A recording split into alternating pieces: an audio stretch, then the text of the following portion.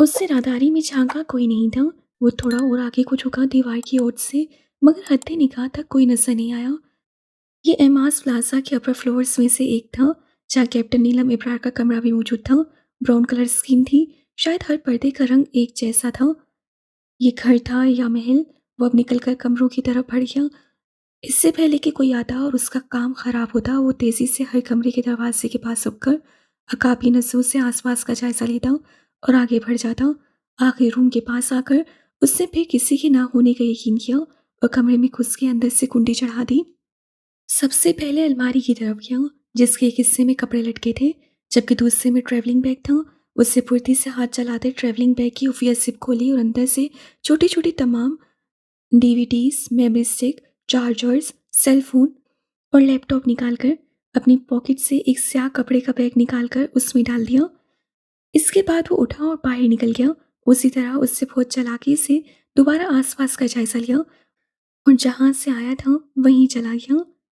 आखिर एमास प्लाजा के अंदर कोई कैसे घुस सकता था? जो भी था, वो पहले से ही अंदर आ चुका था। टाइगर और कितना रास्ता है? वो उससे काफी पीछे थी। अंधेरा बदसत दूर कायम था। हर चीज उससे खूब स्याही में गुम हो चुकी थी। दरख्तों के कद लगता था आसमान तक पहुंच चुके हैं। मेजरास और वो बहुत एहतियात से चल रहे थे। जंगल में जानवरों की आवाजें इस बात का सबूत थी कि शिकारी यहाँ जाल बिछाने आते हैं। उन्हें डर भी था कि किसी खड़े में ही ना गिर जाए। ध्यान से आइएगा, पत्तों पर पैर मत रखिएगा। इनके नीचे जाल बिछाए होते हैं शिकारियों ने, और मैं नहीं चाहता कोई आपका शिकार करे। वो मोहतात कदम उठाता बोल रहा था। वो आगे था, टॉर्च उसके हाथ में थी। सवाए पत्तों की और हू हू के सिवा उसकी आवाज जंगल में गूंज रही थी। आप कांटेक्ट करने की आ वो जो उसके पीछे चलती बोल रही थी, एकदम चीखी और थपकी आवाज से खड़े में गिरी। वो तेजी से मुड़ा, पंजों के बल खड़े के किनारे बैठकर टॉर्च की, मगर बेतहाशा धूल के बिना पर उससे कुछ नजर न आया। टाइगर, नीलम चीखी। आ जाओ, मुझे खा जाओ। मेजराज सबकर ऊंची आवाज से बोला। बकवास कर रहा था मैं कि देख कर चलो, देख कर चलो। तुमने आज कोई टांग बाजू तड़वा कर ही दम लेना है। वो गुस्से में आपसे तुम पर आ जाता था। नीलम की खांसने की आवाज आने लगी। रोशनी तो कर दे, वो बेचारी से बोली तो मेजराज से मोबाइल की टॉर्च अंदर घड़े में की। घड़ा 7 फुट तक गहरा था। निकले अब। वो बेसारी से बोला तो नीलम ने घड़े की दीवार पर पैर रखा और चढ़ने लगी। हाथ दे, मेजराज से झुककर हाथ बढ़ाया, जिसे दीवार पर एक छलांग लगाते नीलम ने थाम लिया और उसके बाजू को किसी रस्सी की तरह इस्तेमाल करती ऊपर चढ़ी। इस तमाम कश्मकश में उसकी सांस बेतहाशा फूल चुकी थी। मेजर आज से उसके यक ठंडे हाथों का लम्स अपने बाजू पर पूरी शिद्दत से महसूस किया था। कैप्टन नीलम। उससे यूं ही बाजू थामे गहरी सांस लेते देखकर वो हल्के से पुकारा। उफ! सी की आवाज उसके लबों से आजाद हुई। कमर पहले ही जख्मी थी और वो गिरी भी कमर के बल थी। आप यहाँ आकर बैठ जाएं। उससे एक दरख्त के पास इशारा किया तो वो उठे बगैर पंजों के बल वहां तक जानते दरख्त से टेक लगाए चेहरा ऊपर उठाकर बैठ गई। आप रुकें, मैं अकेले ही जाता हूँ। पिस्टल है आपके पास? उसके पूछने पर नीलम ने सर हिलाया। वो वायरलेस स्मार्ट डिवाइस अपनी पेंट की जेब से निकालता जंगल के आखिरी सिरे की जाने बढ़ने लगा। जैसे ही फ्रीक्वेंसी सेट हुई, डिवाइस वाइब्रेट करने लगी। CN-41 speaking. टाइगर हूँ। अनस, हम यहाँ जंगल में फंस गए हैं। निकल तो जाएंगे मगर गाड़ी खराब हो चुकी है। नीलम बहुत जख्मी हो चुकी है। जल्द किसी कार और डॉक्टर का इंतजाम करो। मैं उसे हॉस्पिटल ले जाने का रिस्क नहीं ले सकता। वो आसपास सेल की टॉर्च फेंकता किसी के ना होने का यकीन कर रहा था। सिर्फ 15 मिनट में पहुंच रहा हूँ, तो नीलम का ख्याल रखना। वो तेजी से बोला और राब्ता मुनक़ता करता अपने साथी को डॉक्टर का इंतजाम करने का कहकर खुद कार लेकर निकल गया। जबकि मेजर आस फिर से वापस चल पड़े, जहां नीलम दर्द को घूंट घूंट करती पी रही थी। पीटर, तुम मेरी बात समझने की कोशिश करो और महनाज को समझाओ। वो लड़की धोखा दे रही है उसे, झूठ बोल रही है। क्यों वो पागल हुए जा रहा है? वो और पीटर ड्राइंग रूम में बैठे थे। एमास गार्ड्स की एक फौज लेकर निकल पड़ा था नीलम की तलाश में। शाकिर तब से चला पड़ा था। उसका दिल चाह रहा था कि मिनाज का सर फाड़ दे, जिससे उसकी बात नहीं समझ आ रही थी।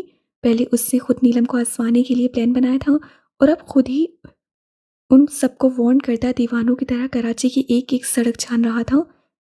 मैं एक वर्कर से ज्यादा उसका कुछ नहीं। अगर डेक होता तो शायद वो समझ जाता, मगर मैं कुछ नहीं कह सकता। वो शख्स अपनी मर्जी का मालिक है। तुम उसके असल रूप से अभी वाकिफ नहीं हो।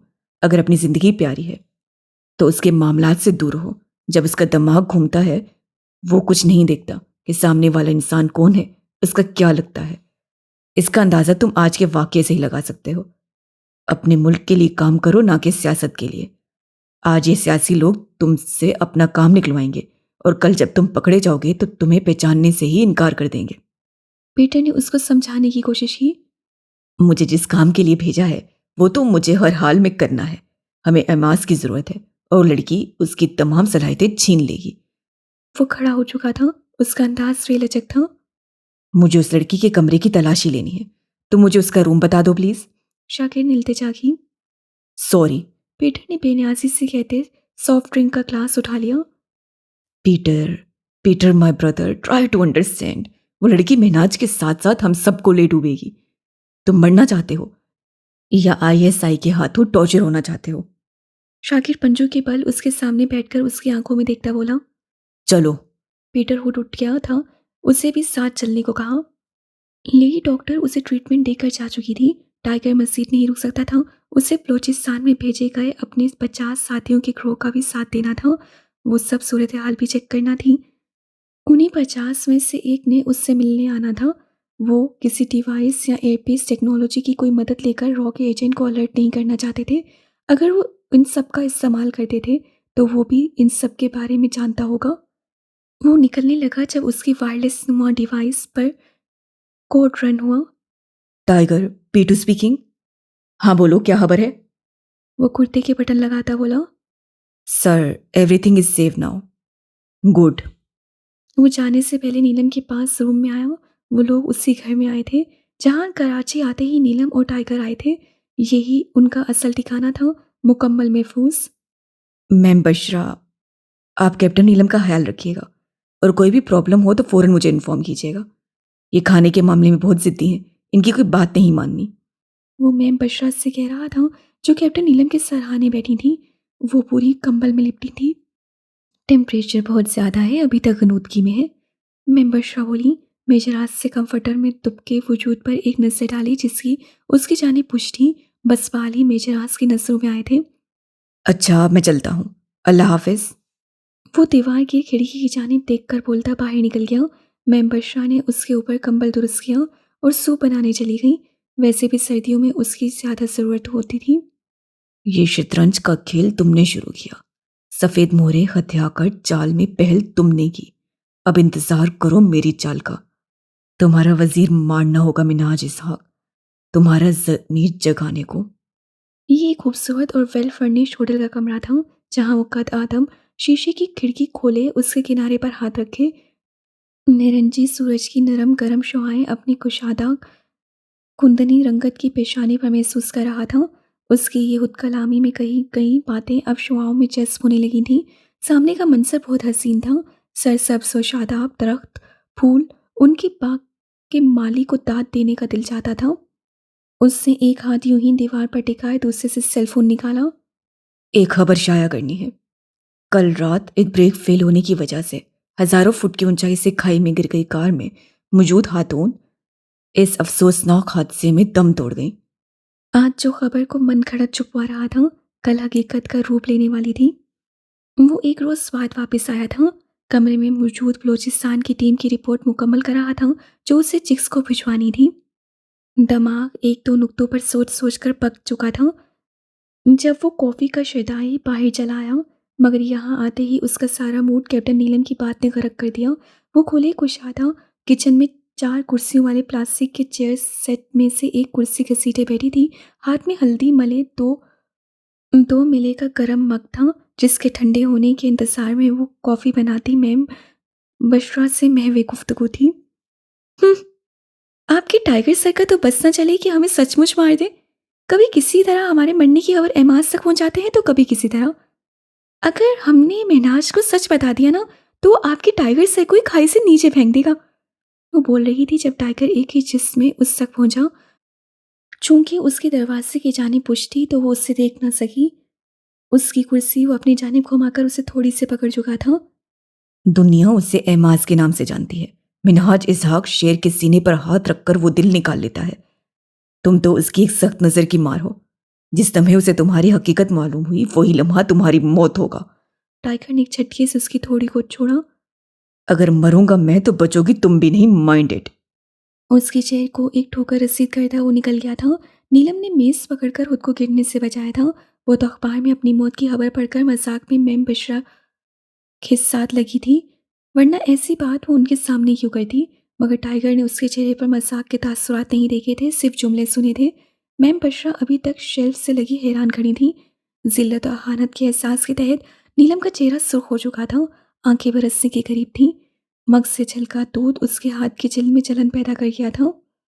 कैप्टन नीलम, मैम बुशरा ने उससे कंधे पर हाथ रखा, मगर उनका हाथ झटक कर एक झटके से उठी और उसका रुख मेजर हास के रूम की तरफ था। उसी वक्त सामने से अनस आया था। उससे चाराना अंदाज से नीलम को टाइगर के कमरे में खुद से देखकर मैम बुशरा से आंखों के इशारे से पूछा था कि क्या माजरा है।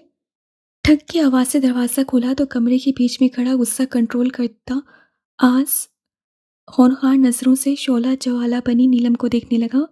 हम हम उसकी एक सख्त नज़र की मार हैं। गुस्से की ज्यादती से उसका लहजा कपकपा रहा था। होंठ भी उसका बस नहीं चल रहा था, हर शय को आग लगा दे। आप आप अपने आप को काबिल समझते हैं, बड़े तुमरा महान हैं। आपके सिवा कोई कुछ नहीं कर सकता। किस चीज का गरूर है आपको? कौन से सुरखाब के पर लगे हैं आपको? उससे मेजर आस को नीचे से लेकर ऊपर तक चलती नजरों से देखा। उसकी आवाज़ बहुत ऊंची थी। उससे लगा था कि दोबारा जान की कुर्बानी देने पर मेजर आस के दिल में उसके लिए कोई नरम गोशा पैदा हुआ होगा, या फिर यूं सोच लिया जाए कि जंगल की रात में उसकी हमदर्दी को वो सर पर ले गई थी। आवाज़ नीची रखें, मैं आपकी बदतमीजी हरगिज बर्दाश्त नहीं करूंगा। वो भी जवाबन धाड़ा। अनस से दरवाजे की जानिब जाना चाहा तो मैम बुशरा ने रोक दिया। नहीं रखेंगे हम अपनी आवाज़ नीची, सुना आपने? आपके हुक्म के पाबंद नहीं है हम। उंगली उठाए हद से बदतमीजी से वह मुहातिब थी। हो तुम पाबंद हो, और तुमने खुद अपने आप को पाबंद किया है, वरना मैंने कहा था दफा हो जाओ, मत सवार हो मेरे सर पर। उससे भी लिहाज नहीं किया। हकीकतन उसका दिल चाह रहा था उसे दो लगाए। कब मेजर आज से किसी लड़की की इतनी बदतमीजी बर्दाश्त की थी। आप हमारी मोहब्बत के लायक ही नहीं है। आप जैसा बेहिस खुदगर्ज पत्थर दिल इंसान हमारे नर्म जज्बात की कदर ही नहीं कर सकता। हम सिर्फ आपका नाम चाहते हैं, आपका साथ। इससे ज्यादा क्या मांगा है आपसे? हमने बारहा आपसे कहा, खुद को जलील करते रहे, आपके सामने गिड़गिड़ाते रहे, मगर वो उससे कॉलर को पकड़कर चीख रही थी, रो भी रही थी। अनस और मैम बुशरा मुंह पर हाथ रख के अपनी हैरत को दबा रहे थे। दोनों एक दूसरे से नसें चुराने लगे। उन्होंने कहा ऐसी दीवानगी, ऐसी बेवाकी, ऐसी अजीब मोहब्बत देखी थी। उन्हें वो सचमुच एबनॉर्मल लग रही थी। मेजर आज से एक झटके से अपनी शर्ट उसके शिकंजे से छुड़वाई। मैंने कहा था आपसे ये सो कॉल्ड घटिया मोहब्बत करने को, गिड़गिड़ाने को। आपको ये बात समझ ही नहीं आती कि मुझे आपसे नफरत महसूस होती है, बस सिर्फ नफरत। आप जैसी लड़की को मैं अपनी जिंदगी का एक लम्हा भी ना दूं, उम्र भर का साथ तो दूर की बात है। और आपकी ये बेशर्मी, मुझे आपसे घिन आने लगती है। उसके लहजे में हकारत ही हकारत थी। उसके मुंह से निकलते शोलों ने नीलम के गुस्से को भी मात दे दी, उसे जलाकर भस्म कर डाला था। वो चंद पल साकित उसकी आंखों में अपने लिए नफरत, बेगानगी, हकारत देखती रही। फिर जिस आंधी तूफान की तरह आई थी चली गई। मेजराज सर थामे बेड पर गिरने के अंदाज से बैठ गया। मैं बुशरा नीलम के पीछे लपकी थी, जबकि अनस अंदर दाखिल हुआ था। कैप्टन नीलम, नीलम, वो उसके पीछे आ रही थी। जो अलमारी से एक चादर निकालकर उसे शानों पर डाल दी, अपना हैंडबैग शोल्डर पर डाल रही थी। उसके ना थमने वाले आंसू बहे जा रहे थे, बहे जा रहे थे। आंखें सुख डोरों से सजी थीं। चेहरे पर समाने भर का दुख नजर आ रहा था। बुखार अब भी मुकम्मल न उतरा था, ना उसके जख्म भरे थे। असिस्टेंट डायरेक्टर बुशरा को उस पर बेइंतहा तरस आया। कैप्टन नीलम, मेरी बात सुने। वो उसके पास आए। जो अलमारी जोर से बंद कर थी, उनसे नजरें मिलाए बगैर बाहर निकल चुकी थी। मैं बुशरा मेजर आस के रूम की तरफ भागी। सर, कैप्टन नीलम गुस्से में जा रही हैं, प्लीज रोके उन्हें। वो असहद परेशान थी। जा लेने दे उसे। वो धाड़ा। अनस बाहर की जाने बढ़ गया। आप दोनों में से कोई एक दो झुक जाए, सारा मिशन एक बार फिर तबाह हो जाएगा। हम सबकी मेहनत बर्बाद होगी। आप क्या जवाब देंगे अपने बाबा को? मैं बुशरा ने उसकी दुखती रग पर हाथ रखा। चंद पल उसी तरह सर झुकाए लाल बबू का चेहरे और तने नकोश के साथ वो बैठा रहा। फिर उठकर बाहर आ गया, जहाँ लाउंज में अनस सर पकड़े बैठा था। कहाँ गई है वो? टाइगर ने पूछा। अनस ने सर उठाकर बस शिकायती नजरों से उसे देखा। हर कोई मुझ पर चढ़ता है, सबको मैं ही जहर लगता हूँ। वो बड़बड़ाता हुआ बाहर निकला। राहदारी के आखिर में वो मेन गेट खोलती नजर आ गई। मेजर आज दौड़कर उस तक पहुंचा। इससे पहले कि वो बाहर निकलती उसे बाजू से पकड़कर अंदर घसीटते दरवाजा लॉक किया। इतने से लम्हे में वो 10 बार अपने बाजू पर जमे उसके हाथ को काट चुकी थी। मुश्किलों से उसे दरवाजे पर लगे डिजिटल लॉक का कोड मिलाया था। हम बता रहे हैं, हम आपको जान से मार देंगे, छोड़े हमें। वो चिल्लाते हुए उसकी गर्दन खुरच चुकी थी। 3-4 नोचने के लंबे लंबे निशान उसकी साफ शिफाफ गर्दन पर दाग डाल चुके थे। टांगों का भी भरपूर इस्तेमाल कर रही थी कि टाइगर से संभालना मुश्किल हो गया। वो अभी कह रहा था कि वो मिनाज की एक सख्त नस्ल की मार है। उससे बहुत मुश्किलों से खींचते वो अंदर लाउंज के दरवाजे में दाखिल हुआ था। उसका हैंडबैग बाहर ही गिर चुका था। चादर ठलक ठलक कर बाजू में झूल गई थी। मेजराज से उसकी दोनों कलाइयां झगड़े उसे दरवाजे से लगा रखा था। वो गुस्से से उसे टांगे मार रही थी और वो अपने बचाव को कभी दाईं टांग उठाता, उसके वार जाया करता, कभी बाईं। कुछ बुखार और कुछ कमर के जख्म ने उसे मजीद लड़ने से बाज रखा। जब मेजराज ने उसे थकते महसूस किया तो गहरा सांस लेते छोड़ दिया। वो उसे दूर धक्का देती। अनस और मैम बुशरा की जानिब देखे बगैर ही अपने कमरे में भाग गई। अंदर दाखिल होते ही उससे चादर दूर उछाली और बेड पर ऊंधे मुंह गिरकर रोने लगी। मेजर आज से गुस्से में कहे गए अल्फाज उसे अपनी मोहब्बत की तौहीन लगे थे। उसे नीलम इब्रार से घिन आती थी। वो उसके साथ एक लम्हा भी नहीं गुजारना चाहता था। हम अपनी ये इंसल्ट नहीं भूलेंगे मेजराज। हमने कहा था कि नीलम इब्रार जलील होने वालों में से नहीं है, करने वालों में से है। आपने हमारी मोहब्बत देखी है, अब आप हमारी जिद देखेंगे। आप देखेंगे नीलम इब्रार क्या क्या कर सकती है। उसके अंदर का जाने कौन सा लावा पक रहा था, मगर उसका अंदाज, उसका चेहरा बता रहा था कि उसके अंदर की खुदसर नीलम ने सर उठाया है। उससे हमेशा तवज्जो समी थी, मोहब्बतें अपने दामन में भरी, हर किसी को अपना आज से ये देखा, हमेशा अपनी तारीफ सुनी। मेजर आज की नापसंदीदगी, उसकी नफरत, नीलम ने फैसला कर लिया था। वो इस मरकत को तोड़ कर रहेगी, उसके अंदर सुराख करके इस नफरत की वजह जानेगी। अगर दर्द मोहब्बत से ना इंसान आशना होता, ना कुछ मरने का गम होता, ना जीने का मज़ा होता। कमरे में सुबह की रोशनी दस्तक देती दरीचों से झांकने को बेताब थी, मगर उनकी राह में खायल दपेस गहरे रंग के पर्दे उन्हें उजाला करने से रोक रहे थे। कमरे में हर शय टूटी बिखरी पड़ी थी। बहुत से शोपीस, क्रिस्टल के गुलदान, शीशे, बेड की चादर, नीचे हर चीज़ सहज सहज हुई पड़ी थी। अगर वो मर गई है तो मैं पूरी दुनिया में आग लगा दूंगा। सुन रहे हो तुम लोग? सब कुछ जला दूंगा, सब खत्म कर दूंगा, जान से मार दूंगा तुम सबको। वो पागलों की तरह पेट के बल दौरा हुए मुठियां भींचे चीख रहा था। उसके चेहरे की एक एक नस वासिया हो रही थी। सफ़ेद चेहरा लाल हुआ था, भूरी आंखों में वहशत ही वहशत थी। एक बार फिर उसने नीलम की मौत पर मातम किया था और खूब मातम किया था, खूब चिल्लाया था, बहुत सी चीज़ें तोड़ डाली थी। इन 2 दिनों में उसे 10 कत्ल किए थे। तीसरे दिन वो अपनी एक मीटिंग रूम में मौजूद था, जिसमें पीटर का पीए, जो एक दिन स्टे करने के बाद जा चुका था, फिर हाजिर हो चुका था। मीनाज ने उसे एक एक्सरे करती नज़र से देखकर हाथ के इशारे से मीटिंग रूम से जाने का कह दिया था। वो परेशान नजरों से पीटर को देखने लगा, जिससे आंखों ही आंखों में यही इशारा किया था। वैसे भी पीए को जिस काम के लिए भेजा गया था वो हो चुका था। रिकॉर्डर्स और कैमरे वो मीटिंग रूम में पहले ही नस्ब कर चुका था। Tiger, P2 speaking. हाँ बोलो। शाम वाली मीटिंग सुबह में रखी गई है, मगर मैं अपना काम रात में ही पीटर से मुलाकात के बहाने कर चुका था। डिवाइस एक्टिव कर चुका हूँ। मैं कोड सेंड करता हूँ। उसे तफसील बताई। अभी कहाँ हो तुम? टाइगर ने पूछा। बस मैं जवाब आया। कैप्टन नीलम की चीजें लेकर घर पहुंचू। उससे राब्ता मुनक़ता कर दिया। मीनाज, शाम में तुम्हारी फ्लाइट है, तुम्हें इंडिया जाना है। शाकिर ने मीटिंग के आखिर में ये जुमले कहे तो मेजर आज असिस्टेंट डायरेक्टर बुशरा, एजेंट अंस और कैप्टन नीलम सबने एक दूसरे के चेहरे देखे। ठक ठक की आवाज़ पर अनस उठकर बाहर गया और जब वो वापस आया तो उसके साथ कैप्टन हमजा था। पीटर का दोस्त आ गया।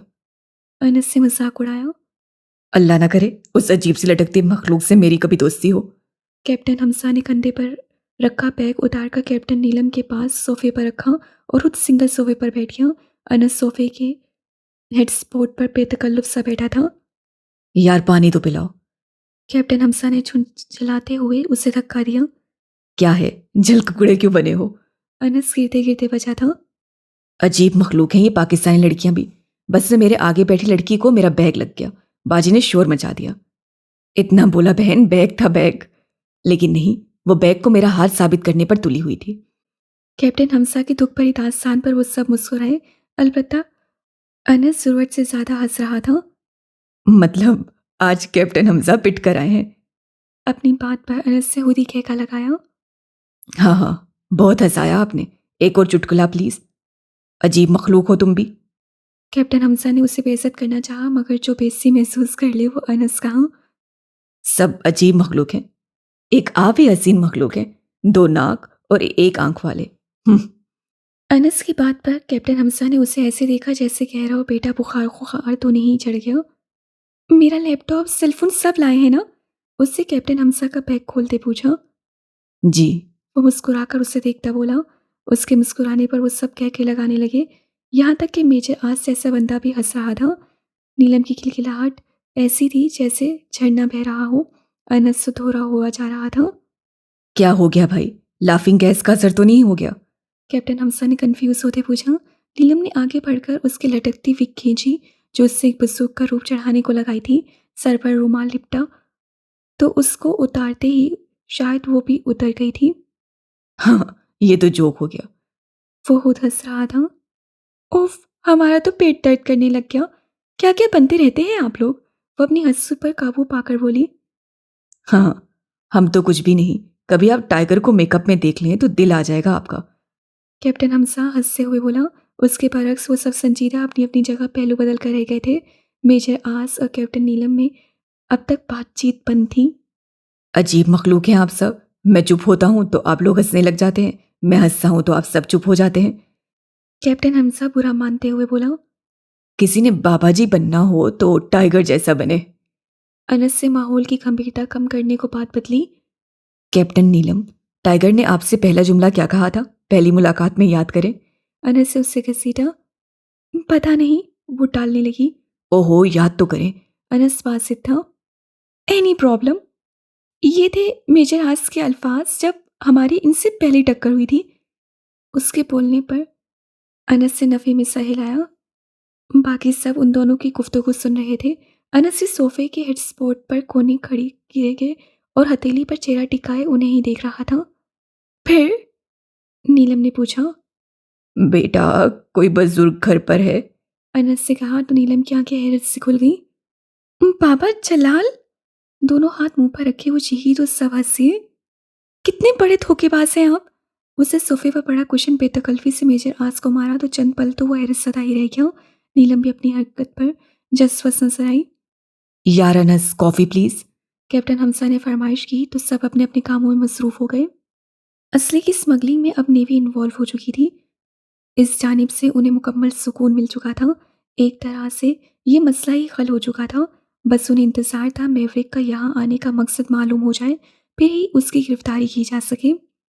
अमदाद बलोच ने बलूचिस्तान में अपनी कार्रवाई फिर से जारी कर दी थी, मगर इस बार उसके साथ मौजूद 60 लोगों के ग्रोह में 50 फौज के अफराद थे। अमदाद बलोच ने उन्हें नाराज बलोच तंजीमों के कारकुन ही समझा था।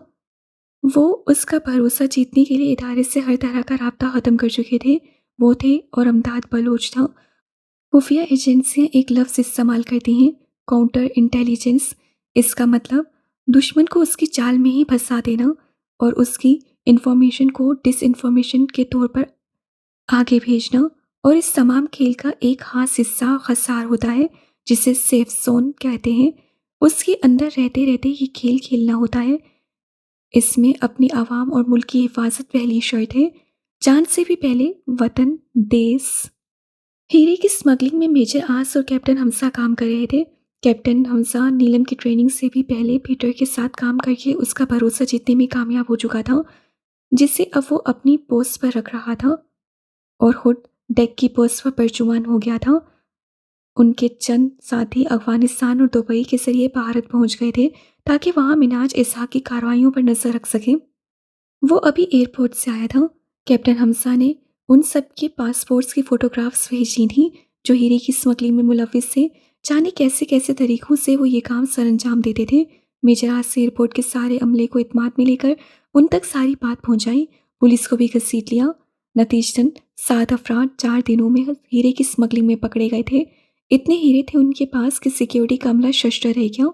और हैरत की बात, जब एक अंग्रेज औरत के पास से चेकिंग के दौरान $2 मिलियन के हीरे बरामद हुए।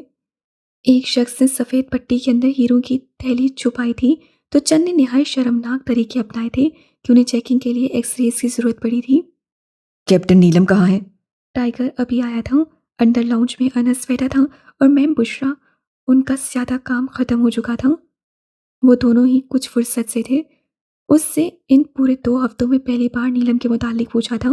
वैसे भी वो अपने मिशन की मसरूफियत में उस झगड़े को भूल चुका था, मगर नीलम इब्रार बहुत ज़िद्दी थी। मैम बुशरा, प्लीज़ आप उसे बुला देंगी? उससे जैकेट उतारी, टोपी उतारकर मुड़े बाल सीधे किए, ग्लव्स उतारे, मोजे उतारे, पिस्टल निकाला। शूज़ों में से तेज धारी चाकू, बंदूकों की गोलियां, गले में पहनी चेन उतारी, फोल्डिंग नाइफ थी। अनस उसे गौर से देख रहा था। क्या है, क्यों घूर रहे हो? टाइगर ने शूज़ उठाकर सोफे की साइड पर रखे और 3 सीटर सोफे पर गिरने के अंदाज में ढह गया। अनस सिंगल सोफे पर बैठा था। मैं सोचता हूँ तुम लोग जंगलियों की तरह लड़ते हो। ट्रेनिंग कैसे देती तुमने उस लड़की को? अनस दोनों कोनियां सोफे के आराम सपोर्ट पर रखे हाथों को जोड़े उनके ट्रायंगल्स में से टाइगर को झांकता बोला। मुझे कहीं से नहीं लगा कि मैंने 18 साल की लड़की को ट्रेनिंग दी है। ऐसा लग रहा था कि 2 साल की बच्ची को गोद ले लिया है। उसे आइसक्रीम खिलाओ, हर छोटी छोटी बात पर शाबाश दो, उसके साथ कैरम खेलो, उसकी उल्टी सीधी बातें खामोशी से सुनो, उसकी हर बच्चों वाली जिद पूरी करो, खाने में नखरे उठाओ, मैक्रोनी बना कर दो। गलती वो करे मगर सॉरी भी आप करो, और फिर सुनने को मिलता है कि हम आपसे मोहब्बत करते हैं। ऐसे करते हैं मोहब्बत? वो शायद बेरेहानी में मजीद बोल देता जब अनस के कहके ने उसे अपने जुमले पर गौर करने पर मजबूर किया। उफ, क्या मुसीबत है। उससे चिल्लाते हुए कुशन अनस के सर पर मारा और अपने कमरे की जानिब बढ़ गया। जब दरवाजे की ओट में नीलम नजर आई। चुप चुप कर किसी की बातें सुनना निहायत ही गैर इखलाकी हरकत है। उससे रुक कर कहा। नजर सामने थी। नीलम सीधी दीवार से लगी थी। उसका आधा चेहरा भारी, बाजू पर मौजूद ऊपरी नसें नीलम की नजरों में मौजूद थीं। वो उससे 3-4 कदमों के फासले पर था। उसके पसीने की महक नीलम तक पहुंच रही थी। मिनाज इसहाक का कीमती परफ्यूम भी उस महक का मुकाबला नहीं कर सकता था। मैं फ्रेश होकर आता हूँ, तब तक आप ऊपर प्रैक्टिस रूम में आ जाएं। अपना रिवॉल्वर लेते आइएगा। वो उसी अंदाज में खड़ा अपनी बात मुकम्मल करके चला गया। उसकी चौड़ी पुश्त नीलम की नजरों में थी। 3-4 दिन की मुसलसल मेहनत ने उसकी आंखें दुखा दी थी, मगर इस बार वो अपनी तस्लील नहीं भूलने वाली थी। उससे खुद से अहद बांध लिया था कि मेजर आज के अल्फाज उसके मुंह पर मारेगी। उसकी मोहब्बत की बहुत तौहीन कर दी उसने। एक लम्हा वो अब उसे पूरी जिंदगी के लिए अपने साथ बांध लेगी। वो समझती मोहब्बत मतलब एक दूसरे का साथ।